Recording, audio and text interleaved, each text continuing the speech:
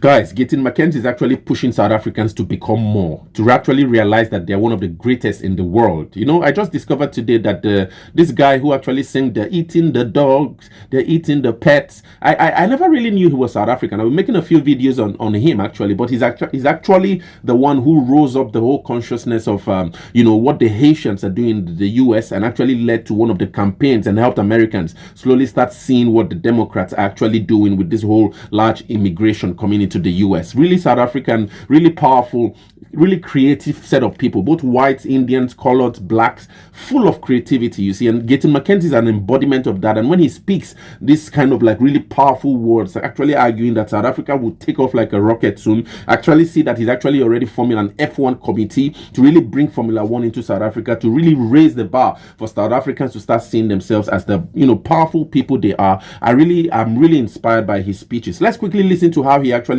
argues that South Africans are underestimating themselves and they have all the capacity to become the best in the world, to lead in all areas, in sports, academics. South Africa has brilliant scientists, and I'll be back for an analysis.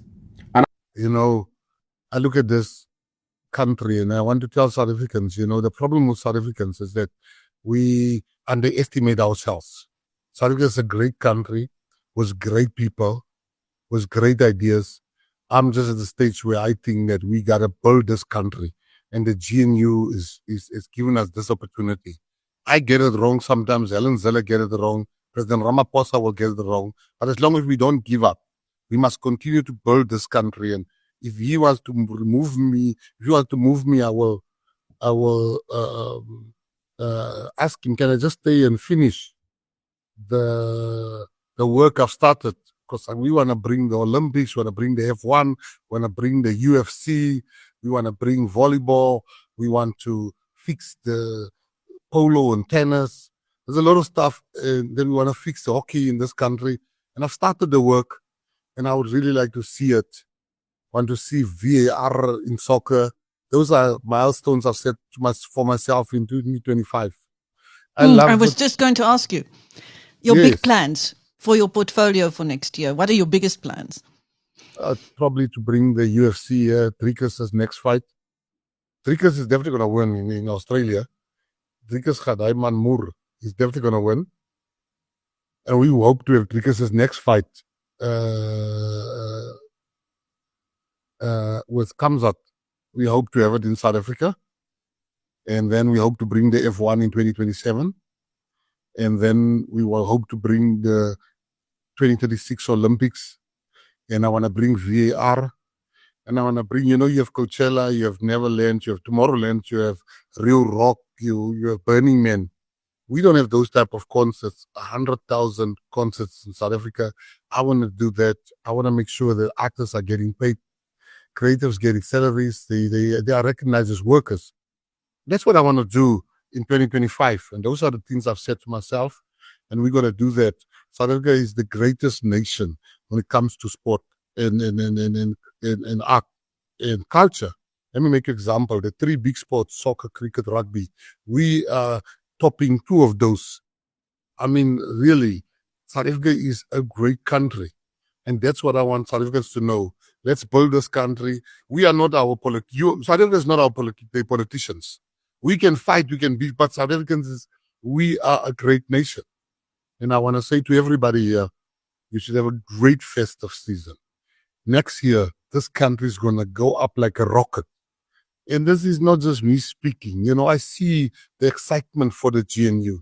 I see the plans that the president is being presented with at the cabinet meeting. I see the DA, the ANC. I see people coming with great plans to prosper this country, not to harm this country. And I think government has been reimagined. Our country should be reimagined. And let us build. Let the ones that say, this GNU is a sellout position. Who's being sold out? Maybe your stomach has been sold out. The stomachs have been sold out, but the country has not been sold out. So anybody that tells me GNU is a sellout position, the stomachs, maybe they wanted to make money or they wanted to take power. That has been sold out. But for the people of this country, it's rare that you get people that have the interest of this country at heart that don't like the GNU. People love the GNU. I said to the president last other day when I said that they lie about me. They're telling a big lie about me. I said, President Mbeki and President Ramaphosa, people are lying about me. They say, I'm happy to be part of the GNU. That's a lie. I'm not happy. I'm very happy. They mustn't lie about me. I'm very happy. I'm not happy. Because I love this country. This country's given me a second chance. And I got a chance now to give back to this country. Well, meanwhile, you must be very happy, though, that your party, the Patriotic Alliance, has won 3 by-elections in a row. Oh, yes. You know, we are the fastest growing party at the moment, you know, in South Africa. And not just by talking. You know, people talk, yeah, we're the fastest. Come in the ring. Come in the ring. You know, we are in the ring, and every time we're the champions. We've won 3 by-elections in a row. We're humble about it. We know it's hard work. The people are working hard on the ground. The people can see that we put this country first. And we don't put our party first, but we put South Africa first. And I just think that, you know, we need to understand one thing. If our parties can die, and South Africa must survive. But if South Africa dies, our parties will mean nothing. We should never put party before country. Salute. One last thing, Gayton. This message that I'd like you to give to the nation. Please recount for our viewers your own journey from where you have come to be where you are today in that inspirational message. That this morning, I remember in jail, the one thing I remember about jail is the long corridors. I would walk and you'll have chains. So it will be extremely difficult to walk those corridors with chains. And this morning I was walking with the president of Angola in the long corridor, the Freedom Park. And I was just thinking, wow, by myself, I've truly come a long way. Because those corridors, they made me think of jail. And those years I had chains on, and today I'm walking next to a president. You know, I have truly been blessed. This country has given me a second chance in life. I love this country. And for me, I'm an example to everybody that's been in conflict with the law to say that you can change your life. You can become better. Crime doesn't pay no matter who you are. If you ask me what I regret the most in my life, it's the path I've taken when I was young. I could have done so much more with my life.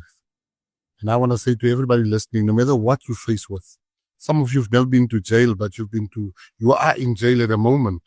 You are in a jail of jealousy, you are in a jail of hatred, you are in a jail of not believing in yourself, you are in a jail of being scared to be great. We have all this invisible bars.